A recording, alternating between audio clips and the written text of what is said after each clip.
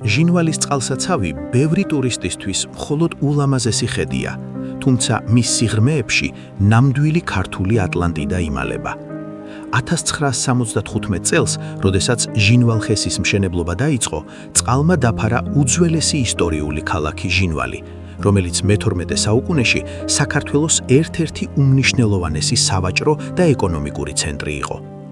წარმოიდგინეთ, 70 მეტრის სიღრმეზე დღესაც დგას მე-12 საუკუნის ჯვარი პატიოსნის სახელობის ეკლესია.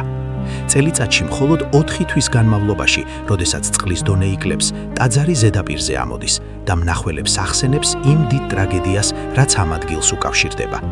ეკლესიის გარდა წყლის ქვეს მოექცა ასეულობით საცხოვრებელი სახლი, ხიდები და უძველესი სამარხები. მშენებლობის გამო იძულებით გადაასახლეს 500-ზე მეტი ოჯახი, რომლებმაც საკუთარი კარ-მიდამო და წინაპრების საფლავები წყალს მიანდვეს.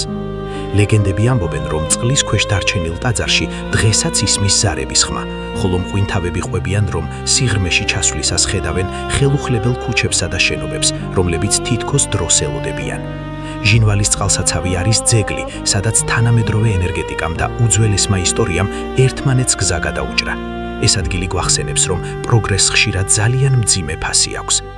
თქვენ თუ გინახავთ წყლიდან ამოსული ჯვარი პატიოსნის ტაძარი, დაწერეთ თქვენი ემოციები კომენტარებში და გამოიწერეთ დროის მიღმა, რათა არ გამოტოვოთ საინტერესო ამბები ჩვენს ქვეყანაზე.